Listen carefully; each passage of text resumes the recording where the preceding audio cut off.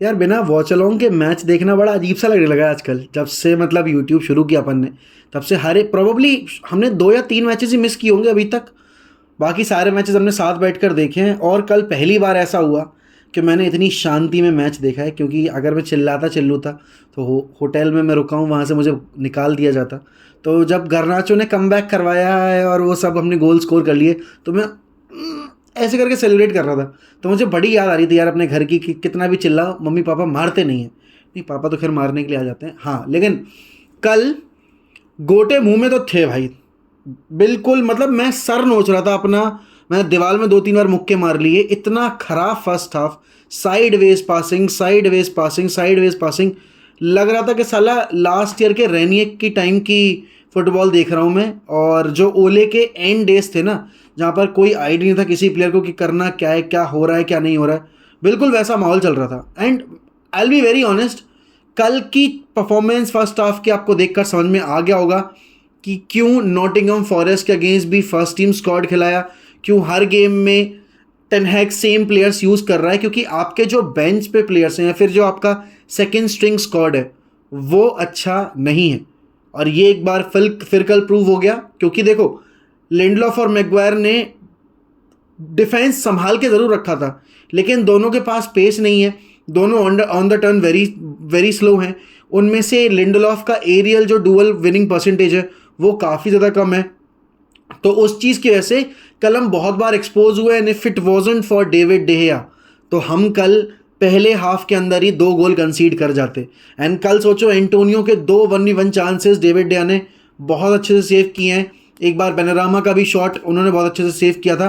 तो David de Gea did his job to perfection. एक out of nowhere वो goal हम कंसीड कर गए। बट देखो यार, अब जब आपके पास मोमेंटम नहीं होता ना, जब आप कुछ सामने वाली टीम पे प्रेशर नहीं डाल रहे हो, तो ऐसा एक आधा मूवमेंट बिल्कुल जनरेट होता है। और I was not even shocked, बस मुझे गुस्सा इस बात का आ रहा था कि हम ट्राई नहीं कर रहे थे। एंड फिर कल मैच के बाद एक क्लिप वायरल हुई है, वह स्टीव मैक्लेरन जो हमारे मतलब आपके जो मैनेजर का स्क्वाड होता है उसके मेंबर हैं, हमारे असिस्टेंट मैनेजर थे जब हमने 1999 का ट्रेवल जीता था सर एलेक्स के साथ।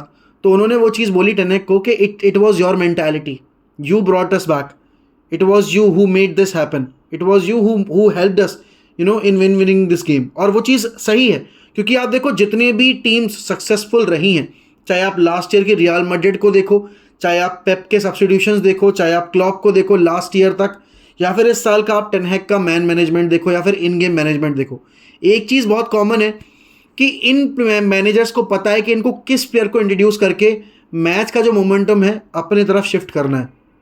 मैकटोमने looked very very average last night, और मैकटोमने के स्ट्रगलिंग उस पीरियड की वजह से हमने साबितजर को भी फर्स्ट हाफ में स्ट्रगल करते देखा। There was no coordination, no link up play, ball 2 passes के बाद हम वापस से गिव अवे कर रहे थे। एंटनी को आइसोलेट कर रखा था, कोई सपोर्ट नहीं मिला कर डेलो की तरफ से या फिर ब्रूनो की तरफ से फर्स्ट हाफ में एंटनी को। एंड इसीलिए एट टाइम्स एंटनी आपको बहुत ज़्यादा फ्रस्ट्रेट करता हुआ भी दिख रहा होगा, क्यों? क्योंकि उसके पास कोई ऑप्शन नहीं था। अब एक प्लेयर जिसको वाइड फोर्स कर दिया गया है, उसको सपोर्ट चाहिए भाई अपने आसपास जहां वो बॉल ले ऑफ कर पाए, लेकिन वहां पर कोई प्लेयर अवेलेबल नहीं था। ना तो अंडर कटिंग रन्स निकाले डेलो ने, ना कल ओवरलैपिंग रन्स निकाले डेलो ने, जिसकी वजह से एंटनी को बहुत ज़्यादा इशू हो रहे थे। एंड जब सेकेंड हाफ में कासिमीरो आया, तो मिडफील्ड में जो एक एनर्जी चाहिए थी, मिडफील्ड में जो एक अर्जेंसी चाहिए थी कि जल्दी बॉल रिलीज करनी है, we don't have to keep the ball that much with us. और पिछले मतलब आपने फर्स्ट हाफ में देखा था कि हम साइडवेज पास कर रहे थे, बॉल आगे जा नहीं रही थी, वहीं अपने हाफ में खेले जा रहे थे। Lindelof to Maguire, Maguire to Lindelof, Lindelof to Maguire, Maguire to Dalot, Dalot to वापस से मैगवायर, या फिर Dalot to Bruno, Bruno to Maguire. तो वही चल रहा था, कुछ नहीं हो रहा था। एंड ये चीज़ सेकेंड हाफ में बदल गई। सेकेंड हाफ में आपको ज़्यादा प्रोग्रेसिव पासिंग दिखी, ज़्यादा आपने फाइनल थर्ड में पेनिट्रेट किया। एंड हाँ, गोल कंसीड करने के बाद तो जब लिसांद्रो मार्टिनेज और आपके मार्कस रैशफोर्ड आ गए पिच के ऊपर, तो एक अलग तरह का आपको एक गेम प्ले देखने को मिला। ज़्यादा डायरेक्टनेस आ गई, हम ज़्यादा एनर्जी के साथ खेलने की, ज़्यादा इंटेंसिटी आ गई हमारे गेम में। एंड जैसे ही हमने एंट्री को हटाया, ब्रूनो को राइट पे डाला, रैशफोर्ड को थ्रू द सेंटर डाला, वेगोस को बोला कि भाई नंबर 10 पे ड्रॉप करो, पूरा गेम चेंज हो गया। एंड पता है क्या, हम एज फुटबॉल फैंस हम उन प्लेयर्स को ग्लोरीफाई करते हैं जो कि ज़्यादा गोल स्कोर करते हैं, लेकिन जो हार्ड वर्किंग प्लेयर्स होते हैं जिनकी वजह से आप मैच में बने रह पाते हो या फिर आप मैच में डिफरेंस क्रिएट करते हो, उन बंदों का कभी उतना ज़्यादा जिक्र नहीं होता। जैसे कि रियल मैड्रिड में जब बेंजेमा रोनाल्डो की शेडो में था, मतलब Ronaldo use to score the goals but Benzema use to do the dirty work, तब बेंजेमा का इतनी हाइप नहीं थी। बेंजेमा के बारे में लोग जो बेसिकली जो new generation of fan base है वो इतना ज़्यादा उनको रेट नहीं करता था। लेकिन अब आप देखो वही बेंजेमा जब गोल स्कोर करने लगा है तो Benzema has already one the बैलन डोर। तो ये समझ में आता है। वेगॉस को मैं किसी तरह से उन लोगों से कंपेयर नहीं कर रहा, but what I am just trying to say is कि कल के गेम में अगर आप वेगॉस का वर्क रेट निकाल दो तो यूनाइटेड कमबैक नहीं कर पाती। वो पहला गोल जो हमने स्कोर किया उस पर वेगॉस का वर्क रेट देखो भाई, उसने प्रॉपर सामने वाली टीम को जाके एरियल बुली किया, तब जाकर वो उन्होंने ओन गोल स्कोर कर लिया गलती से। उसके बाद अगर आप दूसरा गोल देखो, ब्रूनो ने क्रॉस डाला, क्रॉस अच्छा नहीं था, वेगॉस was there to take the rebound, उसने शॉट लिया, उसका रीबाउंड जाके गर्नाचो पे गिरा and what a peach of a goal from Garnacho. भाई at such a young age, देखो आजकल के प्लेयर्स काफ़ी यंग एज में काफ़ी जल्दी फ्लरिश कर जाते हैं। एंड एक सर मैट बसबी की बहुत फेमस कोट है, if you are good enough you are old enough. तो यहाँ पर age is just a number. If you are really good enough you can play for any team, you can play in the first team as well. And कल Garnacho को बहुत बड़ी opportunity मिली थी, Rashford नहीं खेल रहे थे, स्टार्ट कर रहे थे, तो गर्नाचो को लेफ्ट विंग पर डाला गया था and Garnacho had a very good game. देखो for me there were two players जिनको मैं मैन ऑफ द मैच का अवार्ड दे सकता था। First, it could have been Vegas. Second, it could have been Garnacho. But I selected Garnacho because Garnacho is pretty young and he scored the decider. और एक match में जो player decider score कर देता है फिर वहाँ से उसके बाद टीम के लिए थोड़ा आसान हो जाता है, सामने वाली टीम ऑलरेडी अंडर प्रेशर चली जाती है।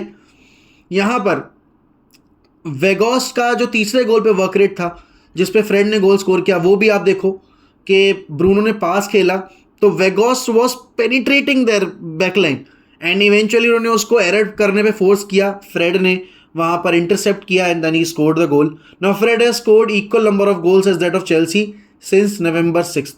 तो भाई काफ़ी शॉकिंग स्टेट है अभी चेल्सी का। एंड यहाँ पर आपको समझ में आ रहा है कि फ्रेड का गेम टेन हैग के अंडर कितना इंप्रूव हुआ है, जो कि लास्ट ईयर तक हम फ्रेड पे इतना काउंट नहीं करते थे। Fred has already scored the comeback against the comeback goal against Barcelona. कल उसने तीसरा गोल स्कोर किया अगेंस्ट न्यूकासल कैराबाओ कप में भी बहुत ब्रिलियंट परफॉर्मेंस थी। आपने लीड्स के अगेंस्ट उसने असिस्ट निकाल के दिया। तो वो अब जो पिछले 5-6 गेम्स है उसमें मिक्स में आ चुका है, where is contributing more with the numbers. पहले तो सिर्फ वो वर्क रेट से कॉन्ट्रीब्यूट करता था, लेकिन अब वो नंबर्स जो रिफ्लेक्ट होते हैं स्कोर लाइन पे उनसे भी कॉन्ट्रीब्यूट कर रहा है। यहाँ पर देखो टेन हैग का अगर मैं सब्स्टिट्यूशन टाइमिंग देखूँ तो बिल्कुल सही था।